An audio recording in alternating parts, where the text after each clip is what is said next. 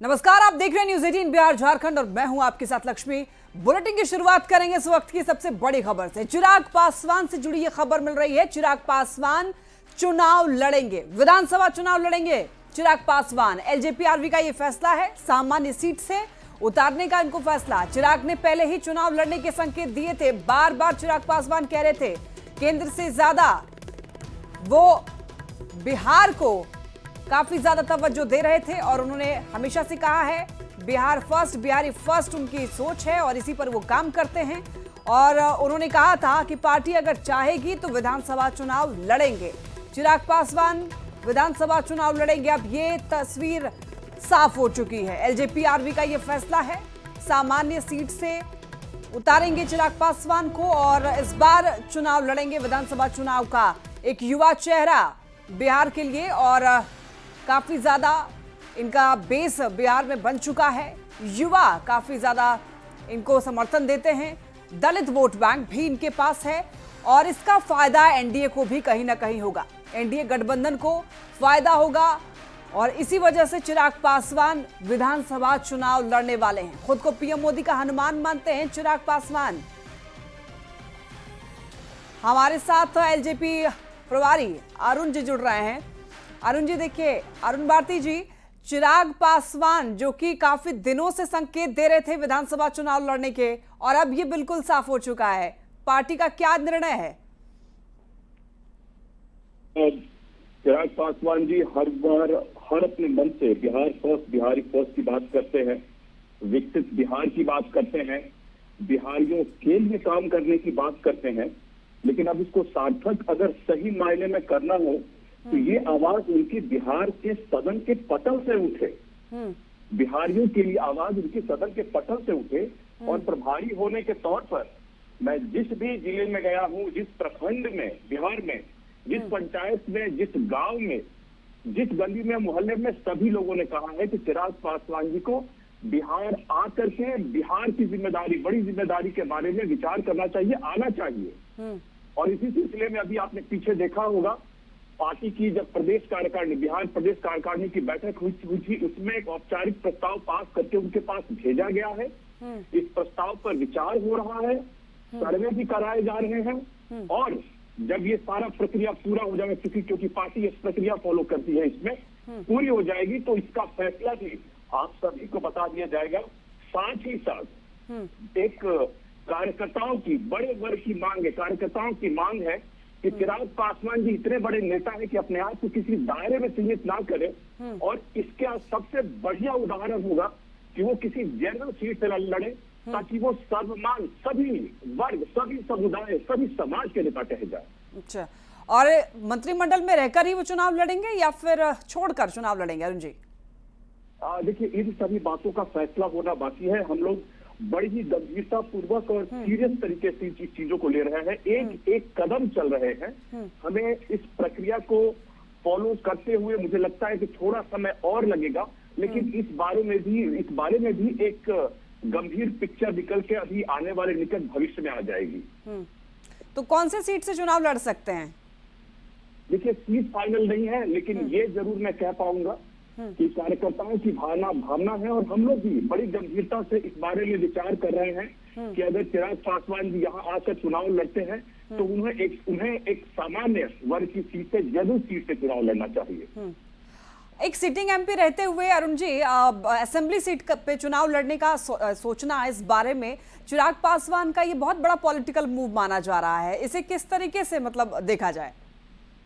देखिए, मैं तो ये मान के चल रहा हूँ कि जो उन्होंने अपनी प्रतिबद्धता बिहार को लेकर के दिखाई है, बिहारियों को लेकर के दिखाई है, हम जो बिहार फर्स्ट, बिहारी फर्स्ट की विजन की बात करते हैं, उसको धरातल पर उठाने का, धरातल पर उतारने का और इस बात को बिहार के सदन से उठाने की तरफ जो एक आवाज हर जगह से आ रही है, जो उम्मीद जो आ रही है, उसको हम सार्थक होते हुए देखेंगे। ये सारी चीजें अगर सही से हो जाती है तो क्या चिराग पासवान को भी इस बात का अंदेशा है कि इस बिहार में अब युवा चेहरा चिराग पासवान है, उनका काफी वोट बैंक बना हुआ है, तो वो जान रहे हैं कि अगला सीएम चेहरा वो हो सकते हैं?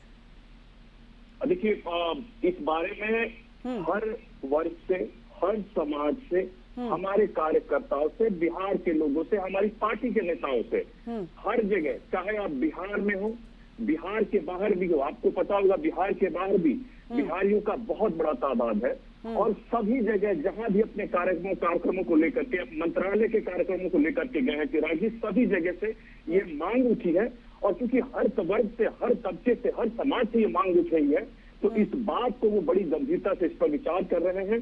और उन्होंने कहा है कि इस बात को हम इतने हल्के में नहीं ले सकते, इसलिए इसको लेकर के जो भी सर्वे, जो भी आंतरिक प्रक्रिया पूरी होनी चाहिए, वो जरूर पूरा हो, ताकि जब मैं सामने आऊं इस बात को लेकर के, तो इस चीज का एक बड़ा मैसेज ये जाए कि आने वाले समय में चिराग पासवान जी बिहार को लेकर के कितने सीरियस हैं, और बिहार फर्स्ट को लेकर के कितने सीरियस है, और इसको कैसे धरातल पर उतारने के लिए उनका आगे का प्लान है। और अरुण जी, गठबंधन में क्या शीर्ष नेताओं का भी इस पर हामी है कि वो विधानसभा चुनाव लड़े? देखिए, बात तो गठबंधन के अंदर तय होगी, मगर एक बात मैं आपको स्पष्ट तौर पे कह पाऊंगा कि जहां भी जिन नेताओं से इस बारे में बातचीत होती है, सभी का कहना है कि चिराग पासवान जी आज के दिन में एनडीए का बिहार में एक बड़ा चेहरा है।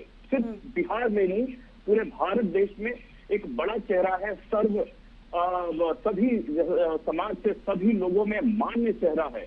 तो इस बारे में आज नहीं तो कल चिराग पासवान जी को भी गंभीरता से विचार करना चाहिए, और यही प्रक्रिया पार्टी में चल रही है अभी। ठीक है, बहुत धन्यवाद अरुण जी हमारे साथ जुड़ने के लिए, अपनी राय रखने के लिए।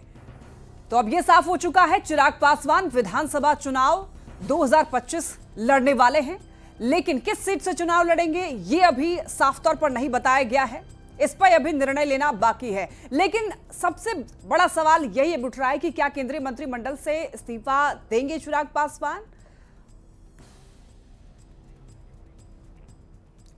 और हमारे साथ दिवाकर तिवारी जुड़ रहे हैं, ब्यूरो चीफ झारखंड। दिवाकर जी, अब ये तस्वीर साफ हो चुकी है कि चिराग पासवान विधानसभा का चुनाव लड़ेंगे, लेकिन एक सिटिंग एमपी रहते हुए और असेंबली चुनाव लड़ना, इसका सपना देखना, क्या चिराग पासवान ये समझ रहे हैं कि अगला जो चेहरा वो चिराग पासवान हो सकते हैं, या फिर इसको प्रेशर पॉलिटिक्स की तरह भी देखा जा सकता है? देखो, चिराग पासवान ने जब ये बात जाहिर की थी कि वो सक्रिय भूमिका निभाना चाहते हैं बिहार की राजनीति में, तो ये उसके लिए पार्टी ने जो है स्ट्रेटजी भी उस तरीके से तय की है, और अब ये पृष्ठभूमि तैयार की जा रही है कि चिराग पासवान को नेता के तौर पे प्रोजेक्ट किया जाए। चिराग पासवान भले ही ये बात कह रहे हैं कि नीतीश कुमार ही अगले मुख्यमंत्री होंगे, मुख्यमंत्री के कैंडिडेट जो है एनडीए के नीतीश कुमार हैं, सीएम पद की कोई वैकेंसी बिहार में नहीं है, लेकिन चिराग पासवान खुद को जो है नीतीश कुमार के बाद जो है नेता के तौर पर प्रोजेक्ट करने की कोशिश कर रहे हैं। वो उनकी पार्टी की एक रणनीति है कि 2030 में जब चुनाव हो तो चिराग पासवान जो है सर्वमान्य नेता के तौर पे मुख्यमंत्री के चेहरे हों। तो ऐसे में लगातार जो है उनकी पार्टी धीरे धीरे अपने पत्ते खोल रही है।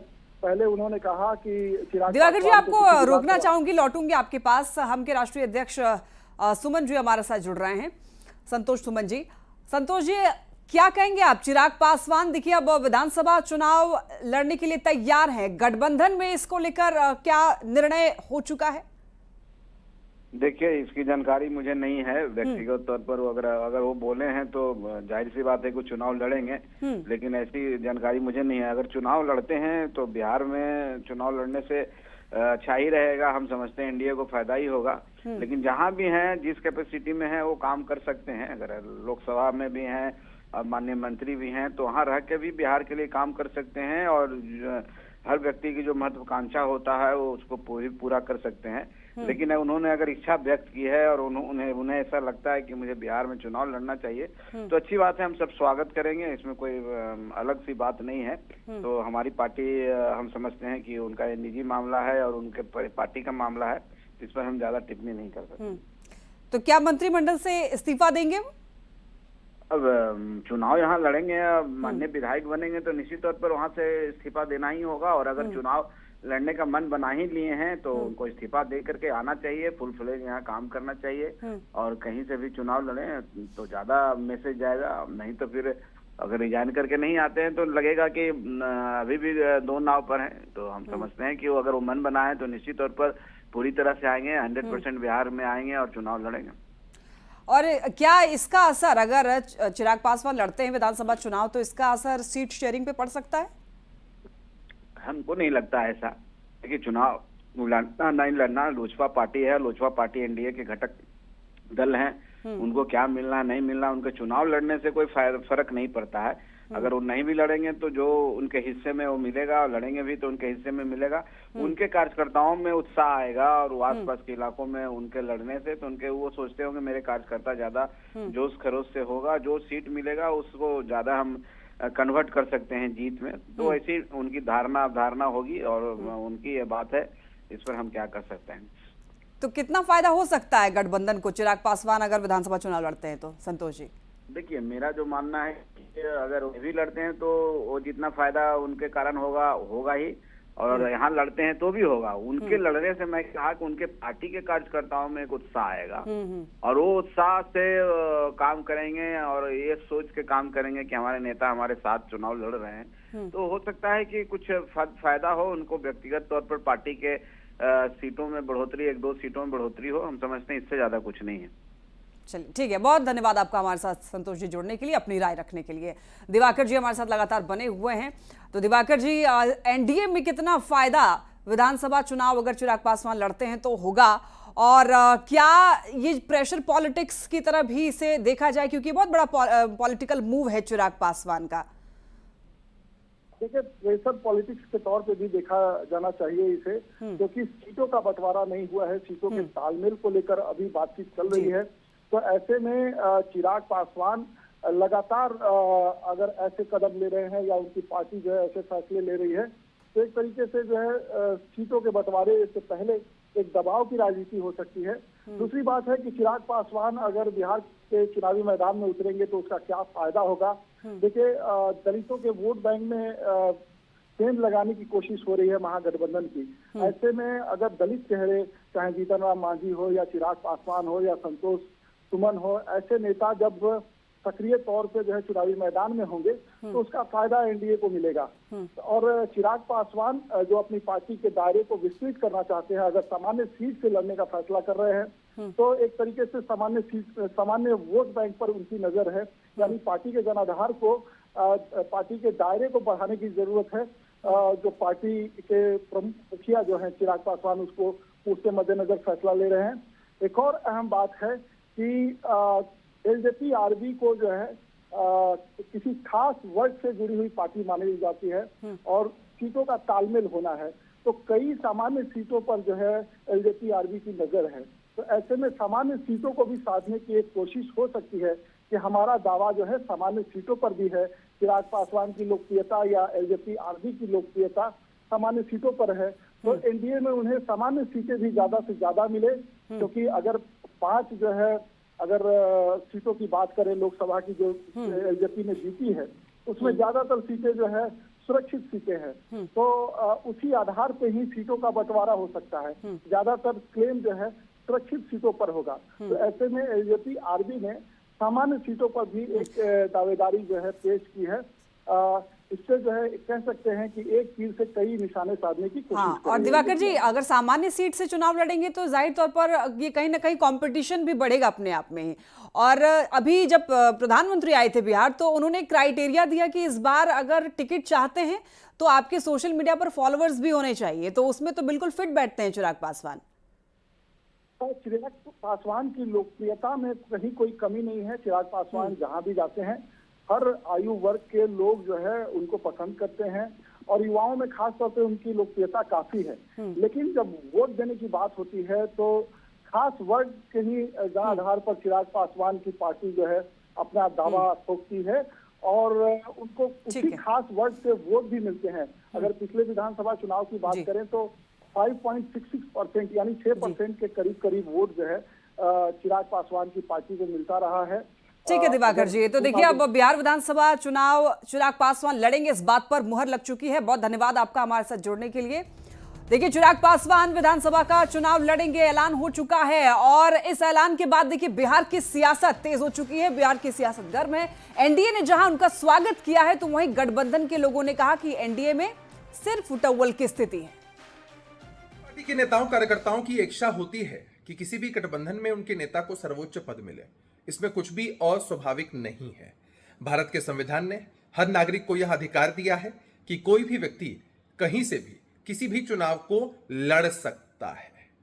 लोक जनशक्ति पार्टी रामविलास के राष्ट्रीय अध्यक्ष चिराग पासवान जी की बिहार विधानसभा चुनाव लड़ने की चर्चा हो रही है, तो इसमें दिक्कत और आपत्ति कहां है? उन्होंने तो खुद ही बताया है कि यह उनकी पार्टी और गठबंधन की मजबूती के लिए बेहतर होगा। चिराग पासवान जी ने खुले मंचों से कहा है कि बिहार में सीएम पद की कोई वैकेंसी नहीं है और एनडीए का पूरा कुनबा उनकी पार्टी नीतीश जी के मजबूत नेतृत्व में चुनाव लड़ेगी। चिराग पासवान जी और उनकी पार्टी एनडीए का अभिन्न अंग है। एनडीए परिवार इस बात को बैठ करके तय कर लेगा कि किस पार्टी को कौन सी सीटें मिलेगी। सीटों का समझौता होना अभी बाकी है और जिस पार्टी को जो सीट मिलेगी उस सीट के लिए कौन उम्मीदवार होगा ये वो पार्टी ही तय करेगी। चिराग पासवान जी की पार्टी को जो सीटें मिलती हैं चुनाव लड़ने के लिए, उसमें अगर किसी पर्टिकुलर सीट से वो अपने राष्ट्रीय अध्यक्ष को चुनाव लड़ाना चाहते हैं तो ये उनका प्रेरोगेटिव है। चिराग पासवान जी अगर एनडीए के उम्मीदवार की तरह बिहार में किसी विधानसभा से चुनाव लड़ते हैं, चाहे वो आरक्षित सीट हो या सामान्य सीट, कोई भी सीट हो, तो पूरा का पूरा एनडीए परिवार उन्हें रिकॉर्ड मतों से जिताने के लिए ताकत लगाएगा, मेहनत करेगा। देखिए, लोकतंत्र में सभी को आजादी है, जिसको जहां से लड़ना लड़े, जनरल से लड़ना जनरल से लगे। लेकिन मुद्दा ये नहीं है कि चुनाव लड़े, मुद्दा ये है कि क्या आप बिहार के लिए प्रतिबद्ध हैं। आप इतने सालों से केंद्र में मंत्री हैं, जिस मंत्रालय में है, क्या उस मंत्रालय का काम आपने बिहार वासियों को दिया? बिहार में कोई प्रोजेक्ट लाया? तो ये लोग तो बस दिखावा का काम करते हैं। देखिए, एनडीए में अभी से ही सिर्फ फुटबॉल शुरू हो गया है। अब कई मुख्यमंत्री के दावेदार हो गए हैं। श्री चिराग पासवान जी की पार्टी एलजेपी आर कह रही है कि श्री चिराग पासवान जी मुख्यमंत्री का चेहरा होंगे। आदरणीय नीतीश कुमार जी और बीजेपी मिलकर श्री चिराग पासवान जी की पार्टी की उपेक्षा कर रही है। अभी जैसे जैसे चुनाव सामने आएंगे, अभी और सिर्फ फुटबॉल होगा, बवंडर होगा एनडीए में। सबको पता है एनडीए की नाव डूबेगी। हमारे नेता का बिहार विधानसभा चुनाव लड़ने पे पार्टी गंभीरता से विचार विमर्श कर रही है, मंथन जारी है। इसके मद्देनजर हमने सर्वे भी कराया है। ये बात तय है कि निर्णय वही लिया जाएगा जो कि बिहार की जनता के लिए, एनडीए गठबंधन के लिए और हमारी पार्टी के लिए सबसे बेहतरीन हो। जैसे ही कोई निर्णय पे पहुंचा जाएगा, इसकी जानकारी सार्वजनिक कर दी जाएगी। पिछले दिनों विवादों में आए तेज प्रताप यादव के खिलाफ लालू प्रसाद ने कार्रवाई की थी और उन्हें पार्टी और परिवार से बेदखल कर दिया गया था, जिसके बाद तेज प्रताप यादव की आज पहली प्रतिक्रिया सामने आई है। तेज प्रताप ने सोशल मीडिया एक्स पर एक भावुक पोस्ट लिखा है जिसमें उनका दर्द छलका है।